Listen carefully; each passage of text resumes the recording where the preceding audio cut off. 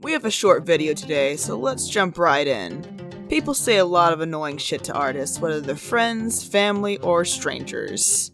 Sometimes it's forgivable, other times it's just annoying and rude, like when a customer asks you to draw them something for free, and then get both confused and almost offended when you explain to them that you work on a commission base. They give you that look like, why would I pay for that? I have other artist friends and entrepreneurs who make their own stuff and start their own businesses. I've never once asked any of them for something for free. I pay them for their work and then I tip them very well, because that's what supportive friends do for each other. Their time is worth something, and so is mine. I simply don't understand why complete strangers would expect work to be done out of the kindness of my heart. I have better things to do with my time. Typically the first question that comes out of these strangers is, "Can you draw me?" I promise you this is every artist's pet peeve. No, I will not draw you. Unless you're willing to pay, then yeah, sure, but I'm not certain why you'd come to me if you want a hyper-realistic portrait when you see that I only draw cartoons. That brings me to my next annoyance. When people ask me to design their next tattoo, for free of course, but want something that's obviously not my style. Again, I draw digital cartoons, not intricate mandalas or that idea that you stole off Pinterest. Then there's the classic, OMG, you're just like so good, I can't even draw a stick figure. It's kind of similar to that scenario when a cashier has problems ringing something up and the customer says, "That means it's free, right?" Or when a waiter asks, "Can I get you anything else?" and the customer answers with, "Yeah, $1 million. It's not original, it's not cute, it's not even funny. I'm sorry you feel that way about your drawing ability and that you feel the need to knock yourself down in order to lift me up. I'm sure if you actually practice enough like I have, you'd be able to do it too, because I feel like I need to constantly remind people that I wasn't born with the skill I have now." The self-deprivation compliment about being unable to draw stick figures is an awkward one to take.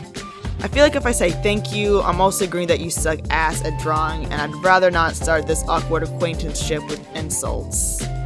You also have the people who ask dumb questions like, "Oh, do you draw?" Literally as they're watching me draw something or seeing the art I've done that they know I've done. Yes, I draw. Thanks for noticing, I guess.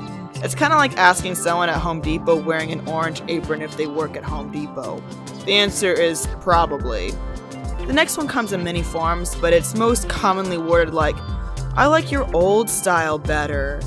And I know they mean well, but most of the time it comes across as you, the artist, now feel like you're devolving in your craft instead of growing. I went from traditional hand-drawn work to digital, and when I redraw an old artwork to show my progress, there's always that one person who completely disregards how far I've come in the years because they like the aesthetic of the different style. They think they're giving me a compliment, but it's actually just discouraging. There are many ways to express that you enjoy an aesthetic of one style but acknowledge the years of growth spent to achieve another.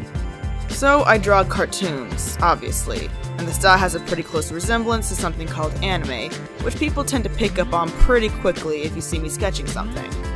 I don't mind the question of, "Oh, do you like anime?" because even though it's not exactly what I'm going for, yes, I do like anime, so let's discuss it. What I don't like is when they automatically assume I draw, like, and watch hentai, which is pornographic anime for those who don't know.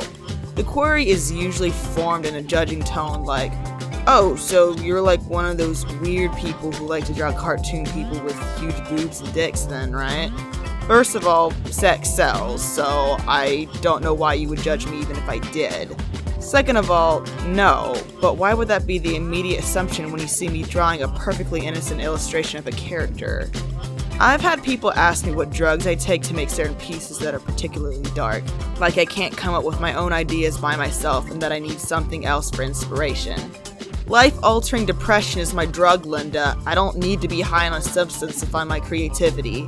Sometimes a little mental illness is all you need to come up with some twisted ideas. These are just a few things artists have to hear, but I'm out of time to address them all, unfortunately. Thanks for watching, everyone, and as always, I'll see you next time on Ebony Clock Creations.